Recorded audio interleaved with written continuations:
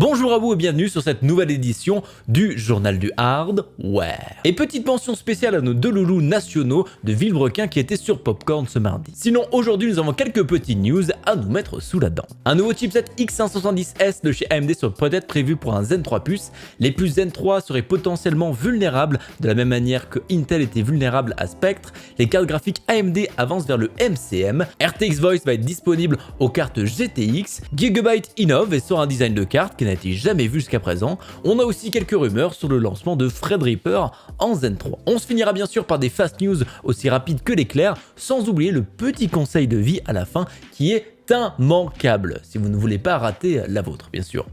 Non pas que j'ai réussi la mienne bien sûr. Allez, embarquez dans le siège à côté de moi, on est parti. Nouveau leak de la part de l'EEC, qui on le répète, est l'organisme qui est chargé de valider les produits avant de les commercialiser sur l'espace eurasien. Et visiblement, ils en ont pas grand chose à faire du secret des marques, etc. Parce que c'est à chaque fois eux qui leakent les produits et qui confirment les produits avant même les marques. Donc bon. Enfin bref, on s'y attendait pas, mais AMD va visiblement lancer un nouveau chipset, le X570S.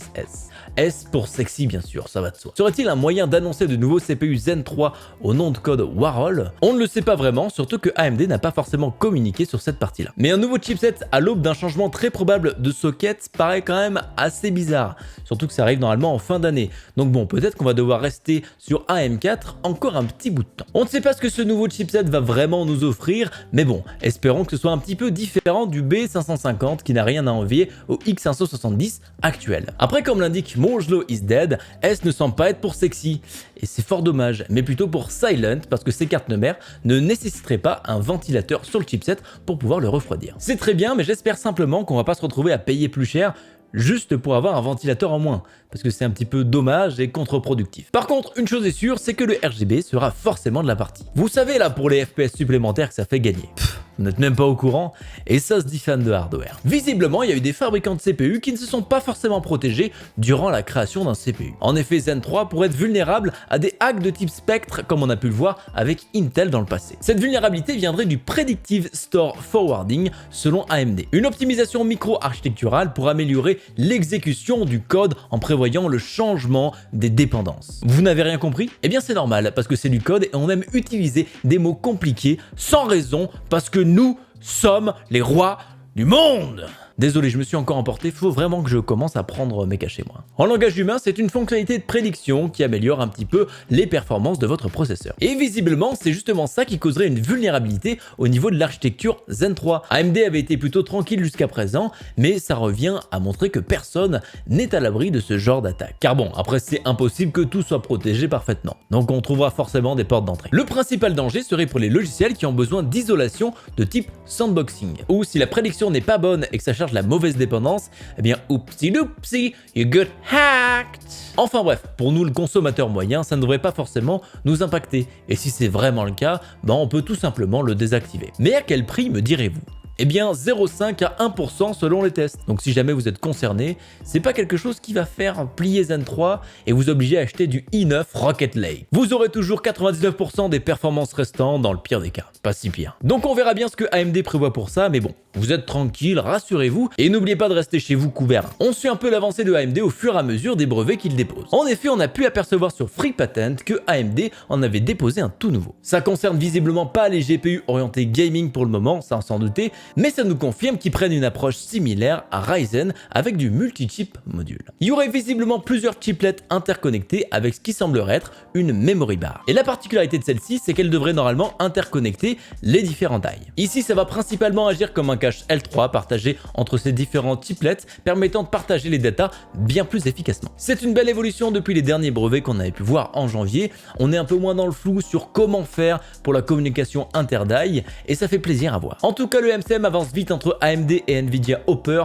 ça ne m'étonnerait pas qu'on retrouve rapidement ces architectures-là dans nos GPU. Bonne nouvelle pour ceux qui ont constamment du bruit chez eux et qui sont bannis de tous les discords vocaux. RTX Voice sera désormais compatible avec les cartes GTX. On avait vu un hack permettant de l'utiliser basé sur ces modèles de cartes, mais cette fois-ci, le support est officiel de la part de Nvidia. Par contre, comme les GPU n'ont pas de Tensor Core, ça prendra certainement un petit peu de la puissance du GPU, si jamais vous en avez toujours un. Et courage à toutes les personnes qui attendent encore avec un beau trou dans le ventre de leur PC. Donc attention, si vous comptez streamer avec, faites quelques tests histoire de voir si ça ne vous bouffe pas trop de vos performances en jeu. En tout cas, on le rappelle, RTX Voice permet d'enlever les bruits de fond de manière très efficace. En tout cas, beaucoup plus efficace que les solutions qui existaient jusqu'ici, qui comme les fonds vers software avaient une grosse tendance à être vraiment, mais vraiment nul. Enfin bref, si vous en avez besoin, c'est désormais disponible. On enchaîne avec une petite news qui fait rire de la part de Gigabyte. Aorus Espagne a publié un rendu d'une carte graphique quelque peu spéciale. En effet, elle est penchée un petit peu sur le côté pour les personnes qui veulent voir leur ventilateur, mais qui ne veulent pas avoir un airflow restreint. Un bon design de dégénéré quoi. Après, ça sent fortement le poisson d'avril qui arrive un peu tard, ou soit juste pour faire marrer internet,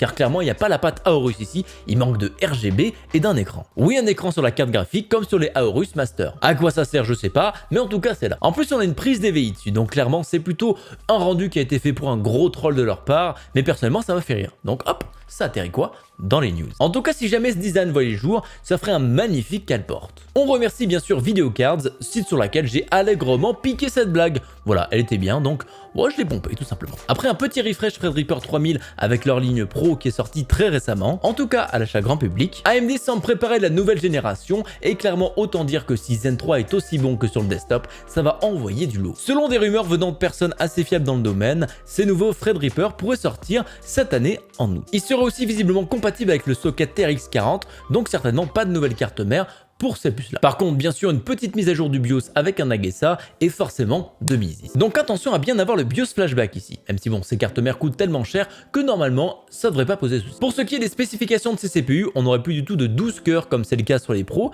mais des modèles avec 16, 24, 32, 64 cœurs. Et pour ce qui concerne la fréquence et autres, bah on n'en a pas forcément plus. Visiblement, le développement de Threadripper ne s'est pas vraiment passé aussi bien qu'avec les Ryzen pour Zen 3. Les tests des premiers exemplaires d'ingénierie avaient révélé ne pas avoir d'aussi gros gains que nos très chers Ryzen 5000. Et depuis, les partenaires AMD disent ne pas avoir de nouvelles de son développement. Par contre, HW Info a publié dans son changelog que le logiciel était capable de capter les Threadripper de prochaine génération.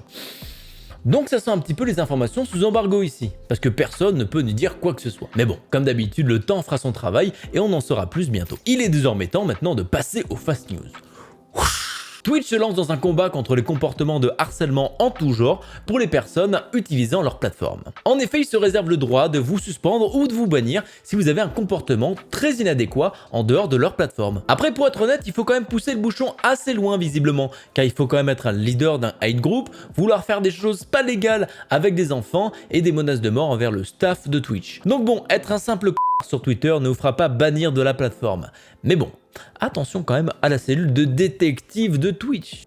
AMD sort une nouvelle carte graphique et non, elle ne sera pas en stock non plus. Ils ont simplement sorti la version Midnight de leur Founders Edition pour la 6800 XT qui est entièrement noire et que je trouve beaucoup plus sympa et plus sobre que la version de base. Après, si vous voulez de cette version là, c'est déjà trop tard. Cette carte est sortie il y a 2 jours et malheureusement il y a déjà plus de stock. Comme c'est bizarre, tiens, ça ne ressemble pas du tout à 2021. Après, il y aura peut-être d'autres drops de ces cartes là, donc bon, restez attentifs. Intel lance de nouveaux Xeon en 10 nanomètres, les Ice Lake avec leurs 35 modèles pour venir concurrencer les derniers nés épiques de AMD dans le domaine du serveur. Oui, 35, rien que ça. Mais bon, malheureusement, ça ne semble pas encore suffisant pour rattraper la compétition.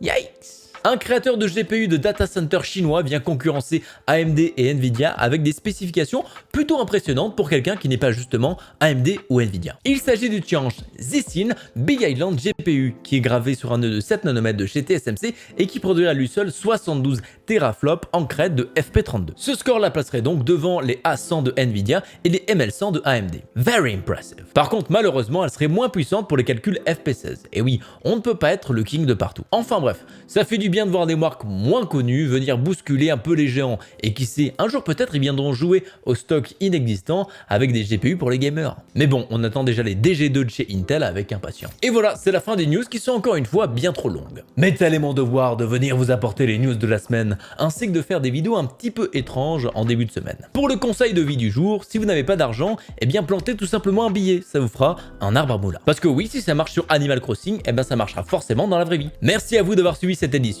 on se dit à très bientôt pour une prochaine. Ciao!